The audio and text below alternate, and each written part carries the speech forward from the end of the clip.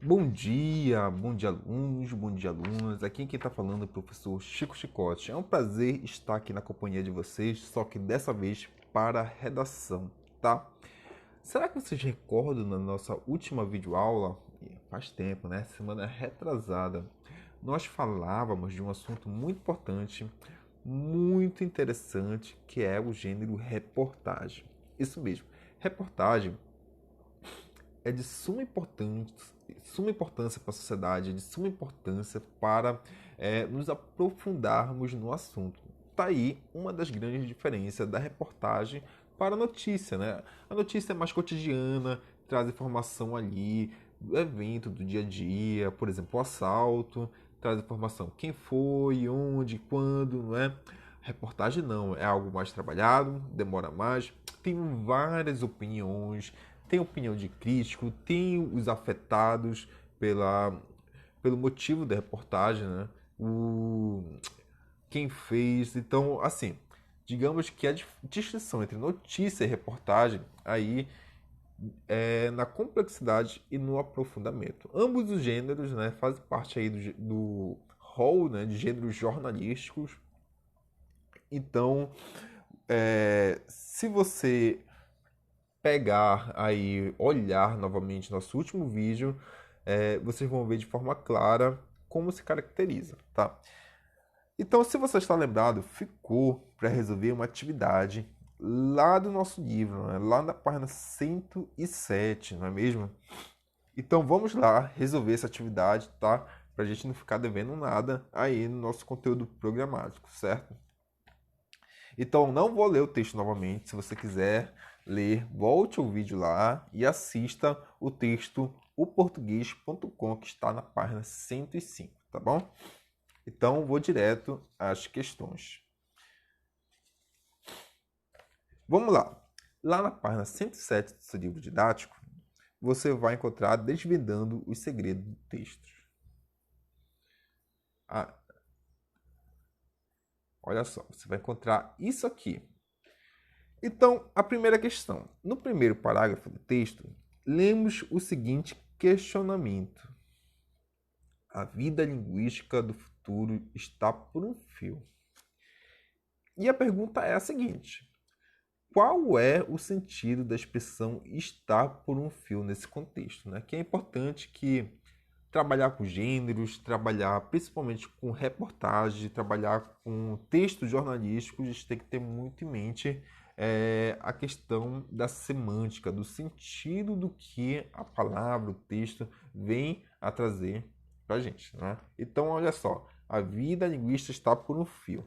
Então, quem respondeu semelhante a isso aqui, né, que significa estar em perigo, né? Estar próximo a se extinguir, estar próximo de, digamos, se modificar, está certo, tá? Então aí qual é uma das grandes discussões que o texto traz? É a preocupação de muitos linguistas em relação à mudança da norma linguística, né? Da gramática, da língua culta, em relação a esses novos usos da fala advindos da internet, os internetês, né? Das conversas de bate-papos e assim por diante, tá bom? Então, a expressão significa estar em perigo. Vamos para a segunda questão? Olha só. Segunda, ainda na página 107. Ainda a respeito do questionamento reproduzido na questão anterior, o texto afirma que está e é por exclusiva culpa do pragmatismo de todos os usuários da internet por abreviar em palavras o limite do reconhecível. Será que a partir do texto a gente pode afirmar isso? Talvez não. Bora prosseguir, aí depois a gente volta para ver qual é a alternativa correta. B. Para David, respeitado linguista, a invenção do telefone provocou a mesma desconfiança, porque seus usuários perderam a capacidade de se expressar oral e escrita. Será que David fala isso, que seus usuários realmente perderam a capacidade? Né? O argumento dele vai numa posição contrária. Né? Os usuários tinham desconfiança, mas que acabou não acontecendo essa modificação, esse temor ali. Letra C. Os psiquiatras suspeitavam de uma onda de dislexia discursiva que acomete os adolescentes, os quais perderam não só a capacidade de julgar, mas também de conviver fora da rede. Olha, como é um texto reportagem, né, gênero reportagem, trouxe a visão ali de vários críticos, vários pesquisadores, e muitos deles não concordam com isso, de que os jovens perderam a capacidade de julgar. Aliás, pelo contrário, isso até incentivou a criatividade, novas maneiras de se comunicar, não é? Então, a letra C também não seria. Letra D. Os pais imaginam que o filho esteja mentalmente perturbado ou tomando drogas, porque a internet considera os adolescentes as vítimas preferenciais. Olha, não há nenhuma parte, não há nada no texto que faça nós afirmarmos isso, tá bom? E a linguagem usada na internet pode estimular outras formas de literatura e o desenvolvimento do autoconhecimento do jovem que faz uso de chats, blogs. Com certeza, essa alternativa aqui nós podemos afirmar com base no texto, tá? Então, se você marcou alternativa E, você está de parabéns, tá? Segunda E. Vamos adiante? Vamos para a terceira? Vamos lá, E, terceira. Agora, releia o fragmento abaixo reproduzido do primeiro parágrafo, tá? O linguista respeitado inglês David Christian, autor do livro A Linguagem e a Internet, chama esses defensores da sintaxe de alarmistas e não prevê um futuro desastroso para a gramática por causa da rede. Tá. Para fundamentar as informações apresentadas na reportagem, é comum o jornalista se apoiar na palavra de especialistas no tema abordado. Nesse caso, no primeiro parágrafo do texto, os repórteres lançam a opinião de David, utilizando o chamado argumento de autoridade. Como o especialista pode ser conhecido pelos leitores da reportagem, como o especialista pode ser desconhecido pelos leitores da reportagem, é preciso que os repórteres apresentem brevemente. Pensando nisso, responda as questões seguintes. A. Como David Christian é apresentado ao leitor? Então você vai lá no texto, lá no primeiro parágrafo, vai ver de que maneira, né, o David é apresentado. Olha só. Linguista respeitado. Voltei lá no texto. Linguista respeitado. David Christian. Então, aqui o autor desse texto já está dando uma credibilidade a esse David. Já está dando um peso. Olha, esse cara aqui entende. Esse cara aqui estudou. Então ele não vai falar qualquer merdinha, não. Ele não vai falar qualquer besteira. Não é? Então veja aí esses artifícios que o jornalista tem para embasar o texto dele, trazer uma autoridade. Não é? Então se você respondeu mais ou menos isso, você está completo de razão. Ele é apresentado como um linguista respeitado. E o autor do livro, A Linguagem da Internet, né? É um cara que já escreveu livros, já tem artigos. Então, é isso aí, né, gente? Terceira é nesse sentido, tem que ser respondido. Vamos lá para a quarta. Opa, para B da terceira. Olha só. Qual foi a intenção comunicativa dos repórteres ao apresentá-los dessa forma? Eu já falei aqui também, né? Trazer um pouco mais de peso, de autoridade, né? O livro diz que a intenção comunicativa foi valorizar a imagem do linguista, né, como uma autoridade, certo? Vamos lá para C. Nesse trecho, a palavra respeitado funciona como um adjetivo, pois qualifica o nome a qual se refere. Agora, aponte um adjetivo que possa substituir respeitado nesse contexto, sem mudar a intenção comunicativa dos repórteres. Bom, nós temos aí uma gama infinita de adjetivo que poderia ser usado aqui, não é mesmo? Olha só. Entendendo que a intenção comunicativa dos repórteres é utilizar adjetivo respeitado foi exaltar linguista, poderíamos substituí-lo por renomado, influente, prestigiado linguista. Né? Tudo isso aí seria excelente, tá? Então veja aí como dar peso ao seu texto, como trazer mais, digamos, autenticidade, né? Confiabilidade ao seu texto jornalístico. Quarta, que recursos os jornalistas utilizam para fundamentar as opiniões apresentadas no texto? Olha, essa aqui tem muito a ver lá com o que nós falamos na letra C, né? Eles recorrem a uma gama de pensadores, de pesquisadores, de gente que entende do assunto e muitas vezes que tem opiniões divergentes para trazer tanto um lado como o outro, o prós, o contras, né? Então, eles trazem aí várias visões, várias perspectivas para discutir aquele assunto da reportagem, né? Então, eles recorrem a depoimentos de especialistas das áreas envolvidas no estudo do tema e de usuários da internet. Certo? Quinta, existem várias formas de se referir aos termos que compõem as orações, como a referência anafórica e catafórica. A anáfora ocorre quando um termo faz referência a outro já expresso, como ocorre no trecho. Na ânsia de se comunicarem no curto espaço de tempo, eles abreviam a palavra ao limite do irreconhecível. Isso está no primeiro parágrafo. Nesse caso, o termo destacado se refere ao usuário da internet, um termo que foi dito antes. Já a catáfora é justamente o contrário, é o termo no qual a palavra se refere ainda será expresso no texto, como ocorre em só sei disto.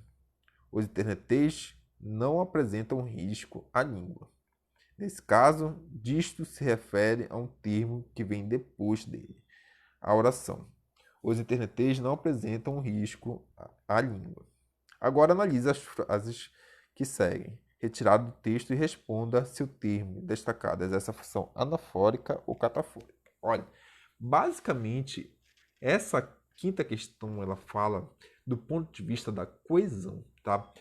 Como você vai ali atrelar, como você vai organizar de forma coesa seu texto, de modo que você vai evitar repetir palavras, vai repetir ideias, de modo que você vai deixar seu texto ali todo esquematizado. Então é importantíssimo, é de fundamental importância que você saiba usar termos anafóricos e catafóricos para que seu texto fique mais fluido, para que seu texto fique mais interessante, que não fique repetitivo, que não fique chato, não é? Lembre-se que nós estudamos aquelas palavras, né? Este, esse, aquele. Esses termos são termos anafóricos e catafóricos, uma vez que eles podem remeter a algo que já foi dito, podem remeter a algo que nós iremos dizer. Então é fundamental que nós saibamos usar esses termos, tá bom? Então a letra A, isso é bom, né? Então, quando nós vimos aquela aula lá, vimos que o isso sempre vai se referir no texto, né? No texto escrito, a algo que já foi mencionado, tá? Se já foi mencionado, é um termo que anafórico, tá bom? Então é uma função anafórica. Na ânsia de se comunicar no curto espaço de tempo, eles abreviam palavras no limite do irreconhecível, né? Então, eles aqui, quem é eles? Como não foi dito quem é, né? Será dito aí. Então, esse é um termo não, desculpa, gente, tá? Ele já foi mencionado, tá? Ele já foi mencionado. Então aí, como vai retomar uma ideia, é um termo também anafórico, tá bom? Então, função anafórica. Vamos lá, para o seguinte. E lembra um ponto importante, tá? Olha só. E lembra um ponto importante. Qual é o ponto? Ele vai falar ainda. Então, aqui é um termo que? Catafórico, tá? D. E recebendo um diagnóstico, no mínimo, preocupante. Né? Ele já falou o diagnóstico? Não. Ele vai falar também. Então, se uma informação ainda vai vir no texto, é uma função que? Catafórica também, tá? Vamos para aí.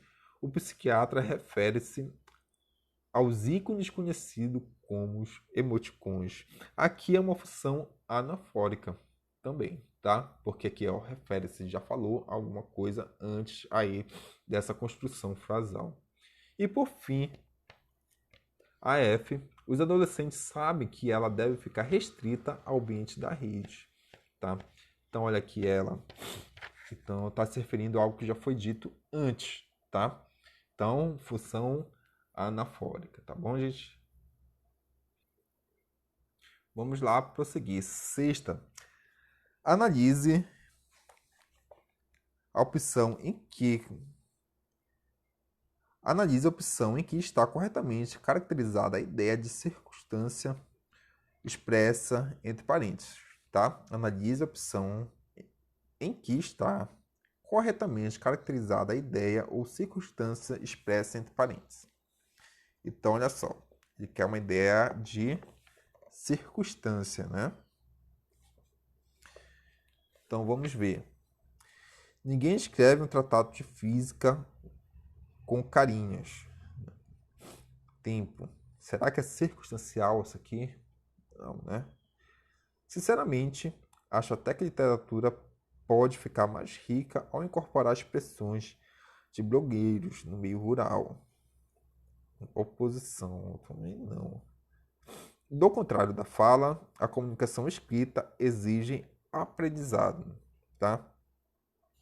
Do contrário da fala, a comunicação escrita exige aprendizado. Então aqui nós encontramos a nossa alternativa da sexta questão, tá bom? A letra C aí de casa, tá? Sétima, assinale a opção na qual se fez correto o comentário a respeito do verbo locução verbal destacado na oração seguinte, tá? Então aqui, olha só, seria a alternativa B, tá? Os jovens que até então não apresentavam nenhum problema na escola começam a ter uma avaliação catastrófica dos professores, né? Essa locução verbal começa a exprime mudança de estado. Bom, gente, muito obrigado pela companhia até aqui, tá? Até semana que vem, na nossa próxima videoaula. E beijocas do Scott. Tchau, tchau, gente.